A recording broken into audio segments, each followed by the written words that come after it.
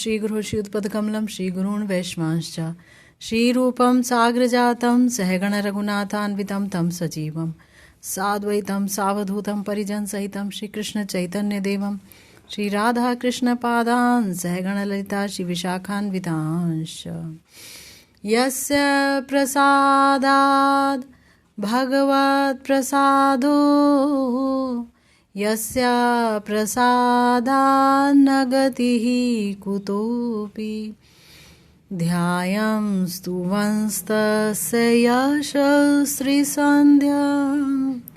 वन्दे गुरोः श्रीचरणारविन्दम् नमो महावदान्याय कृष्णप्रेमप्रदायते कृष्णाय कृष्णचैतन्य नाम्ने गौरत्विषे नमः। हे कृष्ण करुणा सिंधु दीनबंधु जगत्पते गोपेश गोपिका कांत राधा कांत नमोस्तुते।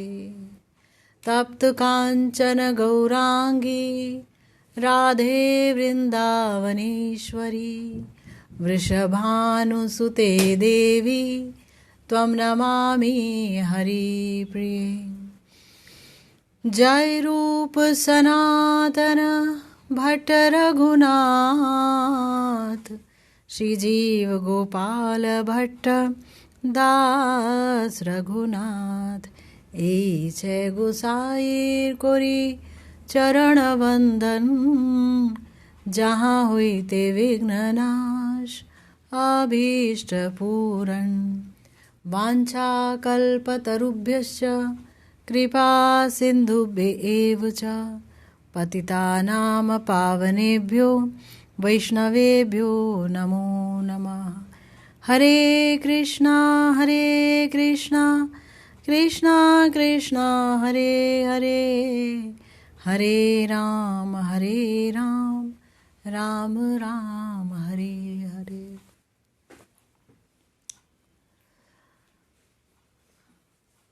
श्रीपाद नरोत्तम दास ठाकुर महाशय की प्रार्थनाओं पर हम लोग चर्चा कर रहे हैं।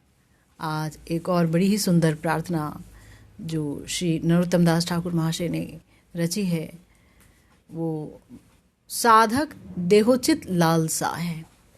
यानी साधक देह में जिस लालसा को रखना और जिसका पालन करना समुचित है, पूर्ण रूप से उचित है, वही जो लालसा है वही साधक देहोचित लालसा कही जाती है। तो बड़ी ही सुंदर प्रार्थना है ये प्रार्थना। आइए इसका आस्वादन करते हैं। श्रीपाद नरोत्तम दास ठाकुर महाशय कह रहे हैं। हरि हरि काबे मोरा होई बेसुदीना भजिबो से राधा कृष्णा होया प्रेम दीना सुयंत्रे मिशाइया गाबो सुमधुरताना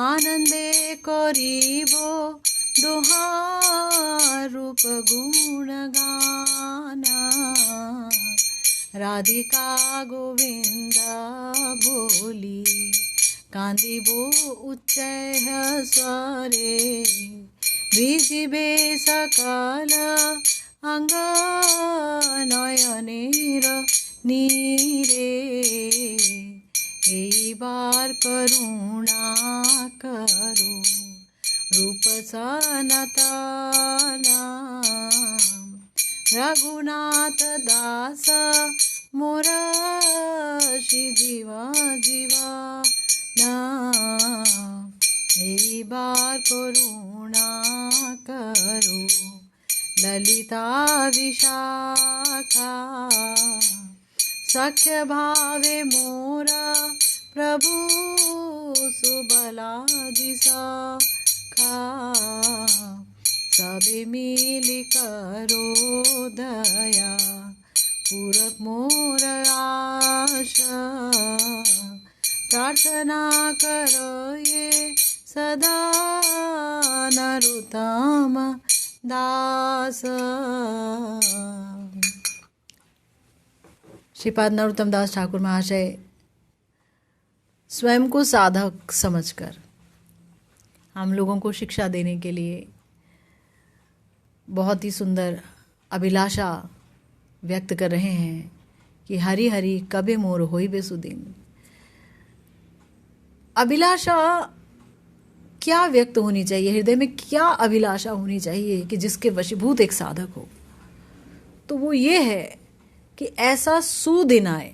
सुदिन उसे ही कहते हैं, शुभ दिन उसे ही कहते हैं जब कोई प्रिया प्रियतम की तरफ मुड़ जाए, गुरु गौरांग की तरफ मुड़ जाए और उन्हें प्राप्त करने की महती अभिलाषा उसके हृदय में तरंग मारती हो। इसे ही कहते हैं सुदिन। तो वो सुदिन कब आएगा? जब मैं राधा कृष्ण को प्रेम अधीन होकर के भजन करूंगा। राधा कृष्ण का यांत्रिक भजन नहीं हो, राधा कृष्ण का भजन प्रेम अधीन हो। प्रेम ही मुझे अपने अधीन कर ले। यांत्रिक भजन और प्रेमाधीन भजन में बहुत अंतर है।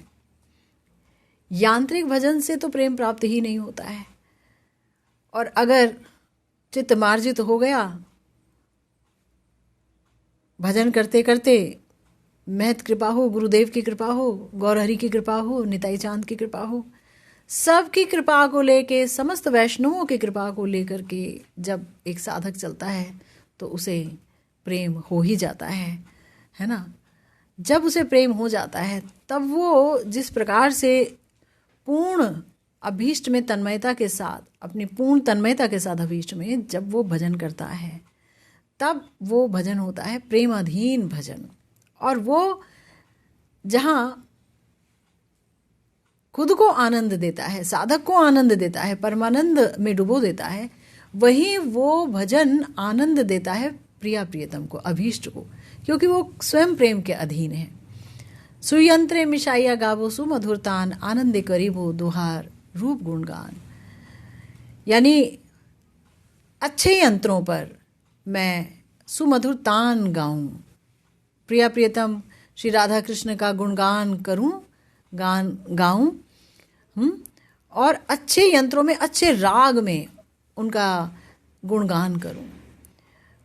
श्रीपाद नरोत्तम दास ठाकुर महाशय एक बहुत सुमधुर कवि हैं, सुमधुर गायक हैं। उन्होंने गरान हाटी राग बनाया और उसमें जो उन्होंने भगवान की लीलाओं का वर्णन किया है उस गान में और उस राग में, वो जो राग में गान करते हैं तो ऐसा लगता है जैसे प्रेम ही मूर्तिमान हो जाता है। जो भी उसे सुनता है वो डूब जाता है प्रिया प्रियतम की माधुरी में। तो इसीलिए इन्होंने कहा कि सुयंत्रे मिशाइया गावो सुमधुरतान, आनंदे कोरिबो दोहा रूप गुणगान। मैं आनंद में भर करके दोनों का रूप गुणगान कब करूँगा? यानी कि प्रेम के अधीन होकर के जब कोई भजन करता है तभी वास्तविक रूप में वो प्रिया प्रियतम के रूप माधुर्य का, अंग माधुर्य का, लीला माधुर्य का अनुभव कर पाता है। जितना प्रेम होगा उतना ही अनुभव होगा, उतनी ही मधुरिमा का अनुभव होगा, उतना ही परमानंद में वो डूबता चला जाएगा। तो जब प्रेम होगा तो उसके लक्षण क्या होंगे? तो लक्षण यह है, राधिका गोविंद बोली कांदी वो उच्च ही स्वरे। राधिका गोविंद बोलकर मैं ऊंचे स्वर में रोने लगूंगा। ऐसा कब होगा कि ऐसा हो? नरोत्तम दास ठाकुर महाशय का तो ऐसा ही होता है, पर हम जैसे जो आम साधक हैं उनके बारे में बोला जा रहा है कि राधिका गोविंद बोली कांदी वो उच्च ही स्वरे। कि ऐसा कब होगा कि हम लोग राधिका गोविंद बोलते ही और ऊंचे स्वर में रोने लगेंगे उनके विरह में। भीजी बे सकल अंग नयने रे नीरे, सारे अंग नयन के नीर से, आंसुओं से भीग जाएं तो वो भजन है। वरना क्या भजन है? सूखी सूखी आंख लेकर के और सारा दिन बैठ के हरिनाम कर रहे हैं, आंखें सूखी, हृदय भी द्रवित नहीं है, पाषाण की तरह है। कभी इसमें खोट दिख रहा है, कभी उसमें दोष दिख रहा है, कभी इस पर बोल रहे हैं, कभी इसमें, है ना। क्या करें? क्योंकि अंदर तो प्रेम है नहीं। तो जब तक समस्त अंग नयन के नीर से नहीं बहते हैं तब तक समझ लीजिए कि अभी भजन ठीक से हो नहीं रहा है ना। आंसू ही पहचान है। इसीलिए तो कह रहे हैं कि भीजे हुए सकल अंग नए नए नीरे। जब प्रेम से हृदय द्रवित होगा तो वो वाष्प रूप में आंखों में भर जाएगा और नीर रूप में आंखों से बह निकलेगा। तो एक बार करुणा करो, हमसे तो होगा नहीं, हमसे अपने आप तो होगा नहीं। इसीलिए बोला एक बार करुणा करो रूप सनातन। इस बार तो हे रूप सनातन आदि हमारे समस्त गोस्वामी जी, रघुनाथ दास, मोर जीव जीवन, आप सब मुझ पर इस बार करुणा कर ही दीजिए। क्योंकि ये सब होता है गुरु गौरांग की कृपा से, आचार्यों की कृपा से। जब तक उनकी कृपा नहीं बरसती है तब तक हमारा जो हृदय है वो पाषाण की तरह बना रहता है। तो एक बार करुणा करो ललिता विशाखा, सख्य भावे मोर प्रभु सुबल आदि सखा। सबकी करुणा को मांग रहे हैं कि आप सब मुझ पर करुणा कीजिए, सब मिलकर के दया कीजिए, ताकि ये जो मेरी आस है कि वो शुभ दिन आए कि मैं राधा कृष्ण को प्रेमाधीन होकर के भज सकूं। तो यही प्रार्थना नरोत्तम दास ठाकुर महाशय कर रहे हैं। श्री गुरुदेव ने अपनी सुधा कर्णिका व्याख्या में बहुत ही सुंदर व्याख्या की है, बहुत ही सुंदर व्याख्या है इस भजन की। कह रहे हैं श्रील ठाकुर महाशय इस प्यार में अनुरागमय भजन लालसा व्यक्त कर रहे हैं। हम भजन करें ये लालसा तो होती है, लेकिन हम कैसा भजन करें? अनुरागमय भजन करें, प्रेममय भजन करें, यांत्रिक भजन ना हो, ये लालसा व्यक्त कर रहे हैं। साधक अभिमान में कहते हैं तो सिद्ध, नित्य सिद्ध पार्षद, पर अभिमान साधक का ही लिए रहते हैं। कह रहे हैं हाय हाय हरि हरि, मेरा वो दिन कब आएगा कि मैं श्री राधा कृष्ण का भजन प्रेमाधीन होकर करूँगा। गुरुदेव कहते हैं मानव जीवन में वही दिन सुदिन है, अति शुभ दिन है, जिस दिन प्रेम या प्रीति के साथ श्री श्री राधा कृष्ण के भजन का सौभाग्य प्राप्त हो। जिस दिन हृदय में प्रीति उत्पन्न हो जाए ना श्री राधा कृष्ण के भजन के प्रति, उनका भजन जब बोझ ना लगे, उनके बारे में श्रवण कीर्तन एक यांत्रिक ना लगे कि वो अभी मुझे ये भी सुनना है, अब मुझे ये करना है। हृदय से उत्थित हो समस्त भाव, हृदय से उत्थित हो हमारा भजन प्रिय प्रियतम के लिए, श्याम सुंदर के लिए, राधारानी के लिए। तो बोल रहे हैं कि तब क्या होगा? तब वो दिन शुभ होगा। प्रीति शून्य या मात्र नियम रक्षा के लिए किए गए भजन से कोटि कोटि जन्मों में भी प्रेम प्राप्त नहीं होता। नियम रक्षा, भाई मुझे तो बोला है गुरुजी ने कि 64 माला करनी है, तो उठाई माला, महामंत्र कर रहे हैं तो कभी इससे बात कर रहे हैं तो कभी उससे बात कर रहे हैं, महामंत्र कर रहे हैं तो कभी खाना बना रहे हैं, महामंत्र कर रहे हैं, है ना। मतलब खाना बनाते समय महामंत्र ठीक है, लेकिन दिमाग ये लगा हुआ है कि ओहो घर में आज ये गेस्ट आ रहे हैं, आज उनके लिए ये करना है, इनके लिए ये करना है। सबके लिए हम कर रहे हैं, लेकिन जो ठाकुर जी, जो राधा कृष्ण है, जिनसे हम हैं, जिनके लिए हम हैं, बस उनके लिए ही हमारे हृदय में कोई उत्कंठा नहीं है, उत्कंठा का अभाव है, व्याकुलता का अभाव है।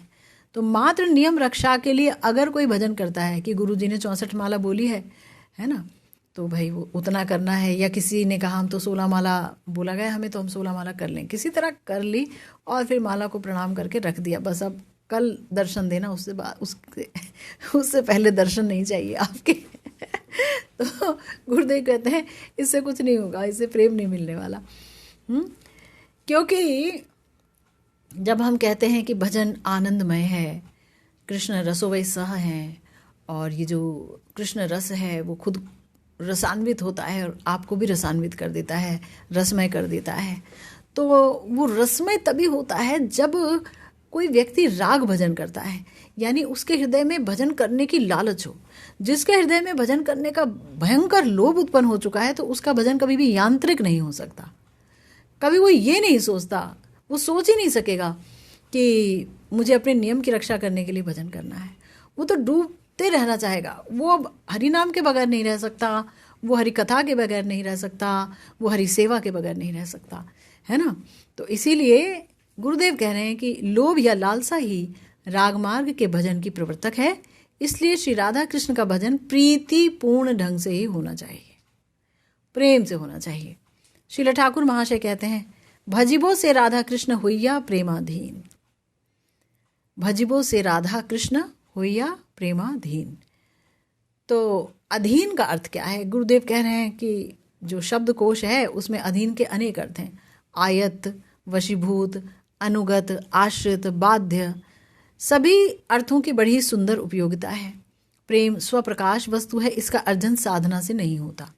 अगर कोई कहे कि मैं 5 लाख हरि नाम कर लूँगा, 6 लाख हरि नाम कर लूँगा और मुझे प्रेम मिल जाएगा, तो गुरुदेव कहते हैं नहीं, ये स्वप्रकाश है। प्रेम खुद ही प्रकाशित होगा हृदय में, है ना। गुरु गौरांग की कृपा से प्रेम प्रकाशित होगा। हम अर्जित नहीं कर सकते, प्रेम का अर्जन नहीं किया जा सकता है। आपने सुना है ना कि भगवान आह्लादिनी शक्ति की वृत्ति प्रेम को निक्षेप करते रहते हैं, नीचे डालते रहते हैं। मार्जित चित्त जिसका है भजन के द्वारा, उसके हृदय में ये प्रेम अपनी जगह बना लेता है। साधन परमार्जित चित्त में प्रेम स्वतः प्रकाशित होता है। नित्य सिद्ध कृष्ण प्रेम साध्य कभू न आए। साध्य नहीं है कि इन्हें आप प्राप्त कर लेंगे हरि नाम से, ना। साध्य कभू न आए। साधन परिमार्जित चित्त, श्रवणादि शुद्ध चित्ते करे उदय। नित्य सिद्ध कृष्ण प्रेम साध्य कभू न आए। श्रवण आदि शुद्ध चित्ते करे उदय। यानी कि साध्य तो है नहीं कि साधन से हमें मिल जाएंगे, लेकिन हाँ, साधन करते करते, साधन की रगड़ से जब चित्त शुद्ध हो जाएगा, कल्मश विहीन हो जाएगा, देह दैहिक अभिमान से शून्य हो जाएगा भगवत कृपा से, तो फिर प्रेम स्वतः प्रकाशित हो जाएगा। तो इसीलिए साधक प्रेम को अपनी साधना के अधिकार क्षेत्र की वस्तु ना समझे कि हम इतना भजन कर लेते हैं तो प्रेम तो हमें चुटकियों में मिल जाएगा। नहीं, पहली बात तो भजन निरपराध होना चाहिए, भजन में अपराध नहीं होना चाहिए। भजन में अपराध आते ही प्रेम खत्म हो जाता है। तो बोला गया कि साधन के अधीन नहीं है प्रेम, आप ही को प्रेम के अधीन होकर के भजन करना चाहिए। प्रेम उदय हो, ऐसी योग्यता को अर्जित करने की चेष्टा करनी चाहिए, है ना। जो हमारे यहाँ बड़े बड़े महत लोग, महात्मा लोग सुबह 2 बजे से उठ जाते हैं और भजन करते हैं। सुबह 2 बजे से लेकर के लगे रहते हैं वो भजन में, लाखों हरि नाम करते हैं, स्मरण करते हैं, अर्चन करते हैं। वो सब इसलिए ताकि चित्त इस योग्य हो जाए कि वहाँ स्वप्रकाश प्रेम उदित हो सके। फिर अगर उदित हो गए तो क्या होगा? एक बार प्रेम उदित हो जाते हैं तो ऐसी फिर कोई भी वस्तु नहीं है जिससे कि प्रेम खत्म हो जाए। चिन्मय वस्तु है प्रेम। तो प्रेम अगर एक बार उदित हो गए तो प्रेम की जगह बन गई, है ना। निरपराध ढंग से भजन करिए तो प्रेम उदित हो जाते हैं। फिर प्रेम के वशीभूत होकर ही साधन भजन चलेगा। गुरुदेव कहते हैं, ये बड़ा इंपॉर्टेंट बात कह रहे हैं अब गुरुदेव, बड़े ध्यान से सुनिए। गुरुदेव कहते हैं जिस प्रेम भक्ति को हम चाह रहे हैं वो प्रेम भक्ति, और उससे पहले का स्तर भाव भक्ति, और जब हम शुरू करते हैं भजन को जिसे साधन भक्ति कहते हैं, साधन भक्ति, ये तीनों जो अवस्थाएं हैं भक्ति की, गुरुदेव कहते हैं ये एक ही वस्तु की तर और तम अवस्थाएं हैं। जैसे एक ही आमी जो है वो खट्टी होती है और फिर थोड़ा बड़ी हो जाती है, खट्टी मीठी हो जाती है, और फिर एकदम मीठी हो जाती है, आम बन जाता है। पर एक ही वस्तु थी आमी, वही जाकर के आम बना है। इसी तरह से साधन भजन करते करते करते करते भाव भक्ति उदित होती है, और भाव भक्ति से धीरे धीरे प्रेम भक्ति उदित होती है। इसीलिए साधन भक्ति में भी प्रेम भक्ति का यत् किंचित आस्वादन निहित रहता है। ये बहुत इंपॉर्टेंट बात है। इंसान ये कहे कि हम साधन कर रहे हैं, अभी तो प्रेम तो हुआ नहीं, अभी तो प्रेम तो हुआ नहीं हमें, तो हमें क्या आस्वादन आएगा, हमें क्या माधुर्य आस्वादन होगा कृष्ण का? नहीं, गुरुदेव कह रहे हैं एक ही वस्तु की तर और तम अवस्था है ना, तो इसके अंदर भी प्रेम का आस्वादन किंचित मात्रा में रहता है। जैसे कि गन्ने के बीज में थोड़ा आस्वादन रहता ही है। भाई गन्ना अगर बन जाए तो बहुत मीठा रसीला हो जाता है, पर बीज में भी कुछ मिठास रहती है गन्ने की। तो ऐसे ही साधन भजन में भी अनुभव हो सकता है, प्रेम उसमें भी कुछ मात्रा में होता है। वैसे ही तरल होने पर भी साधन भक्ति में प्रेम भक्ति का किंचित आस्वादन होता है। रागमार्ग का साधक उसी आस्वादन के वशीभूत होकर के भजन करे, ये बहुत जरूरी है। आस्वादन विहीन यांत्रिक भजन राग मार्ग का भजन नहीं। अगर आस्वादन मिलने लगा हमें, हम जो है अगर हृदय में लोभ होगा तो राग मार्ग होगा ना। पहली बात तो इस बात को अंडरलाइन करना होगा कि जिस मार्ग का भजन हमें मिला है गुरुदेव की कृपा से, हमारे प्यारे गुरुदेव ने जो हमें मंजरी भाव का भजन दिया है, जो इतनी सुंदर हमें ये शाखा मिली है, निताई चांद की शाखा, जहान मामा की शाखा, श्रीपाद धनंजय पंडित जी का परिवार, ये जो इतना सुंदर सब कुछ मिला है, उसके मिलने के बाद भी अगर हमारे हृदय में लोभ जागृत नहीं हो रहा है भजन करने का, और सांसारिक कार्यों का लोभ जागृत हो रहा है कि ये करूं और वो करूं, तो ये समझ लीजिए कि फिर कोई फायदा नहीं है। गुरुदेव ने संबंध भी जोड़ दिया, हरिनाम भी दे दिया कि इसे जितना करोगे हरिनाम प्रेम मिलेगा, संबंध जुड़ ही गया है, स्वरूप मिल ही गया है, प्रवेश की योग्यता हो गई है वृंदावन में, सब कुछ आपके पास है। तो ऐसा जो व्यक्ति है जिसको सब कुछ मिल गया किंतु उसके अंदर लोभ ही ना हो कि नहीं मुझे तो राधा रानी की किंकरी ही बनना है, उसको स्वरूप मिला, उसको दीक्षा मिली, वो फटाफट उठता है।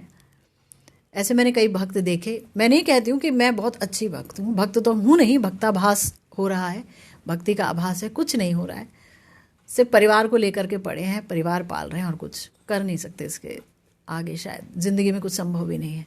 परंतु जो एक आदर्श भक्त है उसकी बात कही जा रही है। लेकिन मैंने अक्सर देखा कुछ लोग ऐसे होते हैं, उन्हें गुरुदेव गायत्री देते हैं, मंत्र देते हैं, पता नहीं कैसे, पर उनकी गायत्री 10 मिनट में हो जाती है। आस्वादन विहीन गायत्री करते हैं। उपासना कैसी है ये? उपासना का मतलब है उपास्य के निकट हो जाना। अगर हम गायत्री कर रहे हैं या राधा कृष्ण का महामंत्र, हरे कृष्ण महामंत्र कर रहे हैं, तो उपास्य जिसकी उपासना कर रहे हैं, अरे उसको तो हम चिंतन में लाएंगे, उसकी विशेषताओं को तो चिंतन में लाएंगे, तभी तो ये चिंतन पकेगा। पर शुरुआत ही नहीं होती। 10-10 मिनट में सारे काम हो जाते हैं, फटाफट 10-15 मिनट में अर्चन हो जाता है, 10 मिनट में सब, आधे घंटे में सब काम निपटा करके रख देते हैं। स्वरूप वगैरह भी 10 मिनट में हो जाते हैं, और करके आधा पौना घंटा में सब काम हो करके चले जाते हैं काम पर। तो ये गुरुदेव कहते हैं ये आस्वादन विहीन यांत्रिक भजन राग मार्ग का भजन नहीं है। या कोई सुबह लीला स्मरण करने बैठा, बड़े बड़े महत्व से सुना, लीला स्मरण करने बैठे तो सुबह की लीला में ऐसा चित्त डूब गया कि उसी में 5 घंटे गुजर गए। अब कब करेंगे प्रातःकालीन लीला, और कब होगी बाकी योगपीठ आदि। हमने सुना एक साधु थे, उन्होंने तो अपनी घड़ी में से जो कांटे थे वो निकाल के बाहर फेंक दिए कि घड़ी हमें नहीं बताया कि क्या टाइम हो गया, किस लीला का टाइम हो गया। वो ऐसा डूबे, बस वो डूबे ही रहते थे। यह है अभिनिवेश, यह है तन्मयता, तन्मयता के साथ भजन करना, आवेश के साथ भजन करना। आदर्श यही है ना। ऐसा मैंने गुरुदेव को अनेक बार सुना है, महत के मुख से भी सुना है। तो गुरुदेव कह रहे हैं कि देखिए ये तो है राग मार्ग के भजन की बात। फिर श्री राधा कृष्ण के प्रति जो प्रेम, अब प्रेम कैसा होना चाहिए? प्रेम की तो जाति है, प्रेम की तो जाति है। हमने अपनी गुरुदेव से दीक्षा ली तो हमारे गुरुदेव मंजरी भाव का भजन कर रहे हैं, तो मंजरी भाव का प्रेम ही देंगे और मंजरी भाव का भजन ही देंगे, है ना। और कोई मंत्र आदि प्राप्त करके और सोचता है कि चलो अब हम भी एक प्रतिमा रखते हैं भगवान की, और वो ले आए बाल गोपाल, और बाल गोपाल जी का भजन करे, पूजन करे, हैं, तो फिर उसकी सिद्धि क्या होगी? क्योंकि मंत्र कुछ और मिले हैं, पूजा कुछ और चल रही है। मंत्र मिले हैं काम गायत्री श्री कृष्ण का अपराकृत काम स्वरूप जो है वो हृदय में प्रकाशित होगा, झिलमिलाएगा, और पूजा पाठ कुछ और हो रही है। तो गुरुदेव बोलते हैं कि ये काम, इससे काम होगा नहीं। इसलिए गुरुदेव यहाँ कह रहे हैं कि फिर श्री राधा कृष्ण के प्रति जो प्रेम नित्य सिद्ध सखी मंजरियों में विराजता है, उन लोगों के उसी प्रेम के अधीन और अनुगत होकर राग साधक को भजन करना होगा, है ना। उन लोगों के उसी प्रेम के अधीन, ये जो नित्य सिद्ध सखी मंजरियां हैं वो क्या करती हैं? वो प्रिया प्रियतम को बहुत प्रेम करती हैं, उनकी सेवा करती हैं, उनकी सेवा का सुख लेती हैं, उनको सेवा का सुख देती हैं। तो उनका वो प्रेम कैसा है? गुरुदेव कहते हैं कि ये प्रेम परिकर गण में ही विराजता है, परिकरों में ही विराजता है ये प्रेम। ये नित्य सिद्ध प्रेम है, ये अर्जित नहीं किया जाता या भगवान निक्षेप नहीं कर रहे हैं, ये ऑलरेडी है उनके अंदर, है ना। रूप मंजरी जी के हृदय में, श्री कस्तूरी मंजरी जी के हृदय में, रति मंजरी जी के हृदय में, सबके हृदय में प्रेम है। वो प्रेम से ही बनी हैं, वो सेवा से बनी हुई विग्रह हैं, प्रिया प्रियतम की सेवा करती हैं प्रेम से, परिपाटी से। तो ये प्रेम, बड़े ध्यान से सुनिए इस पंक्ति को जो हमारे प्यारे श्री गुरुदेव ने लिखा है। आहा, ये प्रेम परिकर गण में ही विराजता है और मंदाकिनी धारा की तरह भक्त परंपरा से विश्व में अवतीर्ण होता है, ऐसा जाना जाता है। प्रेम है परिकरों का। गुरुदेव के हृदय में जो प्रेम है वो भगवत प्रेम है, वो भगवान का दिया हुआ है, वो परंपरा से आया हुआ प्रेम है। मेरे हृदय में अगर कभी प्रेम आया तो परंपरा से आया हुआ प्रेम है। आपके हृदय में प्रेम आया वो परंपरा से आया हुआ प्रेम है। और वो परंपरा किसका है? वो परंपरा है नित्यानंद प्रभु की। निताई चांद है प्रेम की मूर्ति, प्रेम के चाबी उनके पास है ना। और जो हमारी ब्रज की सखी मंजरियां हैं वो है प्रेमवती, नरोत्तम दास ठाकुर महाशय, चंपक मंजरी है। हमारे जो रूप सनातन हैं, ये रूप मंजरी, लवंग मंजरी हैं। ये जो कह रही हैं, ये जो ग्रंथ लिख रही हैं, तो इसका मतलब ये है कि हम इनके प्रेम का आस्वादन कर रहे हैं उन ग्रंथों के माध्यम से। ये जो गान हमने पढ़ा, ये जो पद हमने पढ़ा, ये श्रीपाद नरोत्तम दास ठाकुर महाशय के हृदय के जो विचार हैं, ये नित्य सिद्ध परिकर के हृदय के विचार हैं, है ना। तो इसीलिए गुरुदेव कह रहे हैं कि जैसे गंगा जो है वो एक स्रोत से उदित होती हैं, स्रोत से उदित होते होते धीरे धीरे धीरे धीरे धीरे धीरे पहाड़ों से होते होते होते जमीन पर आती हैं और फिर वो बहने लगती हैं। इसी प्रकार से एक सहारा होता है नित्य सिद्ध परिकरों का। जो प्रेम है वो परंपरा से आता है, यानी परंपरा बरकरार होनी चाहिए भक्त की, है ना। हम किस परंपरा में बैठ करके भजन कर रहे हैं, वो भक्त की क्या परंपरा है, हमें जानना चाहिए। तो उसी से ही प्रेम मिलेगा, नहीं तो प्रेम नहीं मिलेगा। चाहे कितना भी श्रवण कर लो, कितना भी चिंतन कर लो, कितना भी भजन कर लो, प्रेम नहीं मिलेगा। तो इसीलिए ब्रज भजन को रागात्मिक नित्य सिद्ध ब्रजवासियों के अनुगत्य से युक्त कहा गया है। रागात्मिक पार्षदगण, ब्रज पार्षदगण प्रेम की ही मूर्ति हैं, उनके अनुगत्य का अर्थ ही प्रेम का अनुगत्य है, ऐसा समझना होगा। तो हमारा भजन क्या है? हमारा है रागानुग भजन, यानी जो रागात्मिका परिकर हैं, यानी जो नित्य सिद्ध ब्रजवासी हैं, हमारी जो सखी मंजरियां हैं, नित्य सिद्ध प्रेम युक्त हैं। अगर हम रूपानुग हैं, अगर हम रूप मंजरी जी का अनुगत्य करते हैं, हम लवंग मंजरी जी का अनुगत्य करते हैं, तो उनके प्रेम का अनुगत्य करते हैं, उनकी सेवा का अनुगत्य करते हैं। जब हम कह रहे हैं ना कि रूप रघुनाथ पदे होइबे आकुति, कबे हम बूझिबो से जुगल प्रीति, कि रूप रघुनाथ जी बूझ चुके हैं, समझ चुके हैं वो युगल प्रीति क्या है, क्योंकि वो नित्य सिद्ध परिकर हैं। गौर के भी और प्रिया प्रियतम के भी नित्य सिद्ध परिकर हैं, सखी मंजरी हैं, मंजरियां हैं दोनों, है ना। तो वो जानते हैं कि ये गौर प्रेम क्या है, ये प्रिया प्रियतम का प्रेम क्या है। तो उनके प्रति जब आकुति होगी, जब हम उनके ग्रंथों का आस्वादन करेंगे, ये मुख्य बात है। गुरुदेव की टीकाओं का, गुरुदेव की व्याख्याओं का, गुरुदेव की वाणी का आश्रय लेंगे। तो हमारे गुरुदेव तो अपने आचार्यों की वाणी का ही आश्रय लेते हैं, वो तो कुछ भी मनगढ़ंत नहीं बोलते हैं। हमारे गुरुदेव ने जो कुछ कहा, एक एक बात शास्त्र से कही, एक एक बात आचार्यों की वाणी से लेकर के कही। गौड़ीय आचार्य, उनका महत्व क्या है, ये गौड़ीय वैष्णव उपासना, यहाँ पर उपासना की पद्धति क्या है, ये मंजरी भाव क्या है, ये गौड़ीय होना ही क्या है, वो कितना सौभाग्यपूर्ण है, महाप्रभु की कृपा ही क्या है, निताई चांद की कृपा ही क्या है।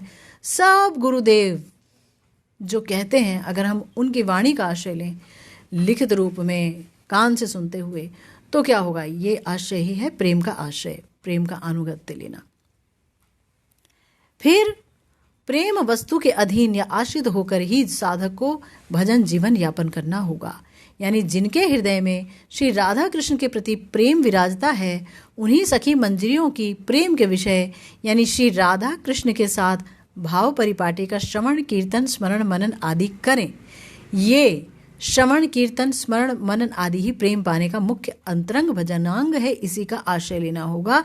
यही है प्रेम के आश्रित होकर भजन करना। प्रेम के आश्रित होकर भजन करना, होइया प्रेमाधीन भजिबो श्री राधा कृष्ण होइया प्रेमाधीन। तो ये प्रेम क्या बोल रहे हैं? गुरुदेव कह रहे हैं कि जिनके हृदय में श्री राधा कृष्ण का प्रेम विराजता है ना, वो कैसे राधा कृष्ण की सेवा करते हैं? जब वो सेवा करते हैं तो प्रिया जी के और प्रियतम के जो भाव को वो देखते हैं, ग्रंथों में लिखते हैं, उनके भाव का उनके भाव को जान करके उनकी सेवा करते हैं, है ना। तो ऐसे भाव परिपाटी का श्रवण कीर्तन कि वो किस तरह से राधा कृष्ण की भाव परिपाटी के साथ सेवा करते हैं, उसका पहले श्रवण करना है, भरपूर श्रवण करना है। श्रवण नहीं कर पा रहे हैं तो पढ़िए, पढ़ना बहुत ज़रूरी है। पढ़िए, श्रवण कीजिए, फिर क्या करिए? कीर्तन करना है, गुणानुवाद करना है, जो सुना है, जो पढ़ा है उसका कीर्तन करना है, स्मरण करना है, मनन करना है। अगर कोई व्यक्ति ये कर लेगा तो गुरुदेव कहते हैं तुरंत उसे प्रेम प्राप्त हो जाएगा। परंतु साथ में निरपराध रहे और हरि नाम संकीर्तन, गोलोकेर प्रेम धन, ये तो बताया ही था। हरि नाम जो है उसका मुख्य रूप से होता रहे।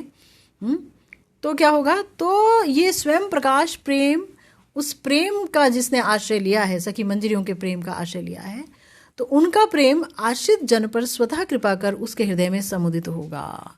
हमें एफर्ट नहीं करना पड़ेगा कि प्रेम हम पालें।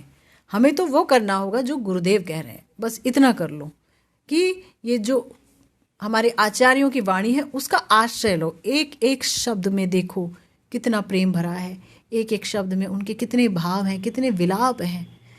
उसका आश्रय लेने से प्रेम जो है हृदय में उदित होगा। फिर क्या होगा? फिर प्रेम के अधीन या बाध्य होकर ही साधक भजन करेगा।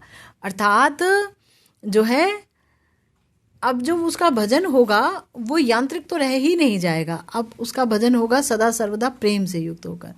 देखिए, एक लिटमस टेस्ट ये होता है कि जो व्यक्ति जितना अपने देह गेह को भूलता चला जाए, समझ लीजिए वो ज़रूर प्रेम के किसी स्रोत में डूबा पड़ा है ना। और जो व्यक्ति जितना अपनी देह और अपनी गेह, अपने लोगों के प्रति आसक्त होता चला जाए, इसका मतलब समझिए उसमें प्रेम का नामो निशान नहीं है, या प्रेम की अवस्था से काफ़ी दूर है। मेरे जैसे साधक की तो खैर यही वाली अवस्था है।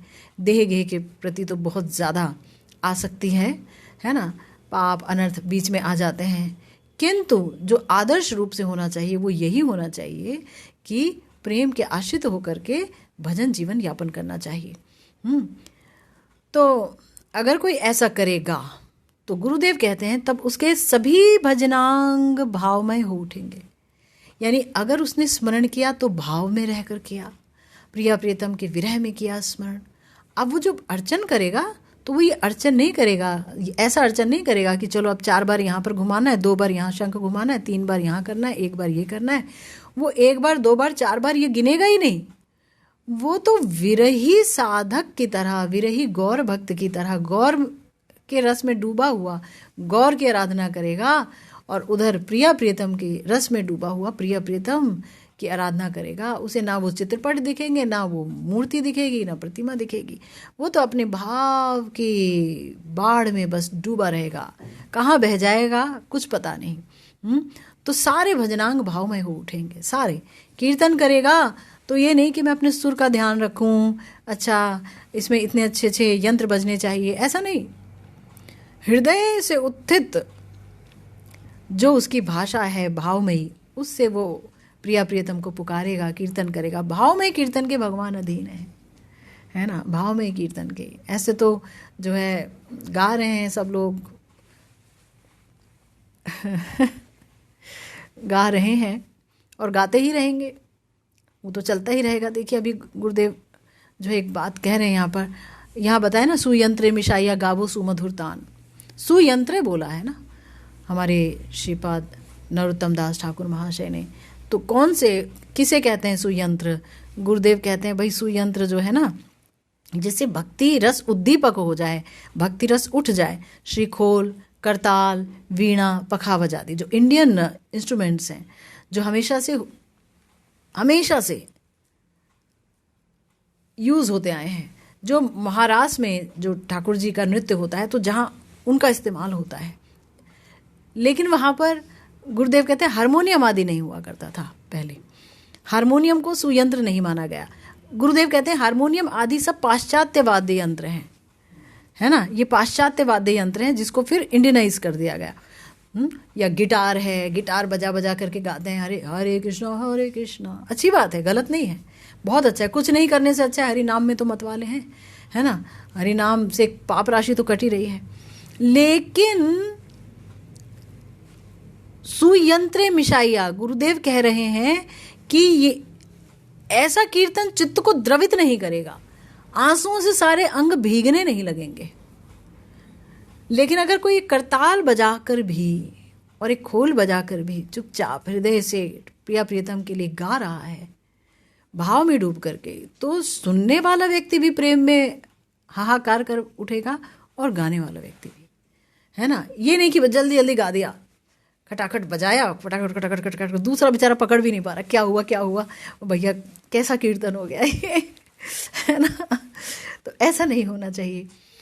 तो ग्रंथकार ने प्रेमाधीन शब्द का प्रयोग कर राग भजन के बहुत से ज्ञातव्य तथ्यों का आविष्कार किया है, ये जानना होगा। प्रेमाधीन शब्द का उपयोग किया हमारे श्रीपाद नरोत्तम दास ठाकुर महाशय ने। तो गुरुदेव कह रहे बहुत से ज्ञातव्य तथ्यों का आविष्कार कर दिया, यानी कि इतने सारे तथ्य, इतने सारे रहस्य थे।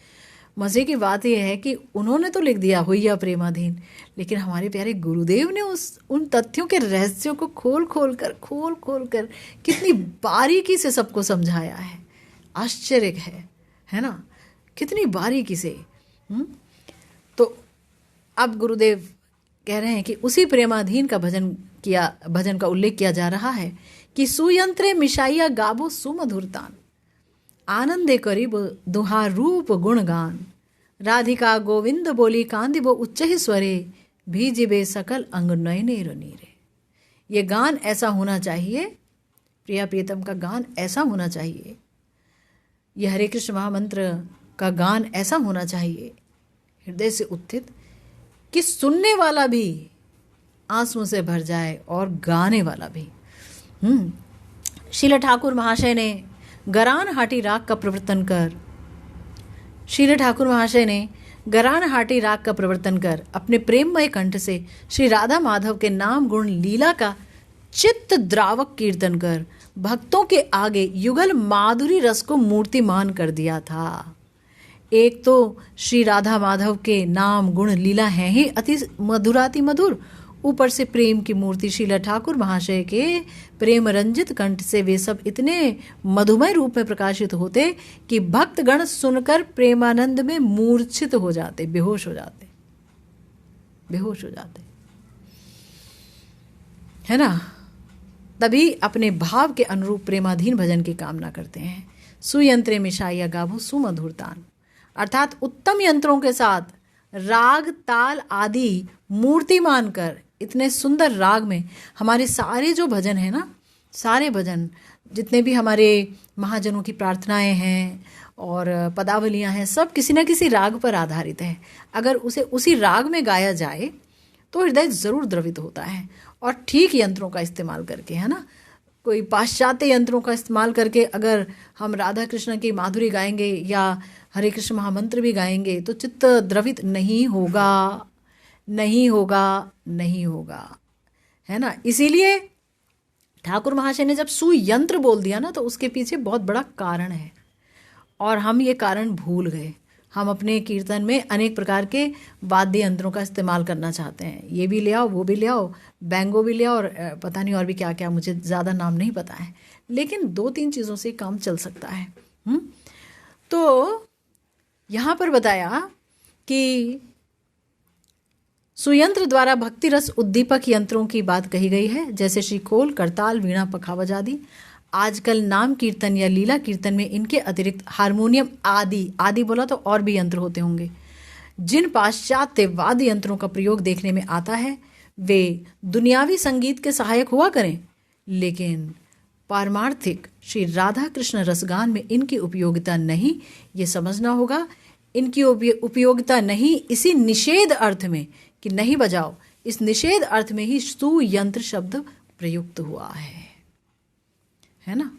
तो बहुत सुंदर यहाँ पर चर्चा हो रही है, जिसमें हमारे श्री ठाकुर महाशय बता रहे हैं कि ये जो भजन है ये कभी भी यांत्रिक नहीं होना चाहिए। भजन सदा सर्वदा रागमय, अनुरागमय, प्रेममय होना चाहिए। और ये जो प्रेम है ये उदित होता है जब हम अपने आचार्यों की वाणी का आश्रय लेते हैं, उसका अनुशीलन करते हैं। सजातीय स्निग्ध वैष्णवों का, सजातीय आशय स्निग्ध वैष्णवों का हम संग करते हैं, उनके श्रीमुख से हरि कथा सुनते हैं। हम तो बहुत भाग्यशाली हैं कि गुरुदेव ने इतना कुछ लिख दिया है, इतना कुछ दे दिया है अपने ग्रंथों के रूप में। और जो ग्रंथ बहुत ही ज़्यादा ज़रूरी थे, हमारे प्यारे गुरुदेव ने उन ग्रंथों को हिंदी में अनुवाद भी करा दिया है हमारे सारे हिंदी भाषी भक्तों के लिए। ये भी कितनी बड़ी कृपा है हमारे गुरुदेव की, कितनी कितनी बड़ी कृपा है, महती कृपा है। चाहे वो श्री राधा रसोधा निधि हो, चाहे वो श्री कृष्ण कर्णामृत हो, चाहे वो श्री प्रेम भक्ति चंद्रिका हो, मतलब गुरुदेव ने कोई कसर नहीं छोड़ी। जो सबसे इम्पॉर्टेंट है उनको करा ही दिया, और दो चार जो कुछ बचा हुआ है वो भी ज़रूर गुरुदेव की कृपा से कभी ना कभी प्रकाशित हो ही जाएगा। तो बहुत ही सुंदर साधक देहोचित लालसा की अभिव्यक्ति हो रही है श्रीपाद नरोत्तम दास ठाकुर महाशय की प्रार्थना में। इस प्रार्थना पर चर्चा जारी रखेंगे हम। आज की भागवती कथा फिलहाल यही विश्राम लेती है। जय जय श्री राधे श्याम, श्री गुरु निताय गौर सीतानाथ प्रेमानंदे हरि हर।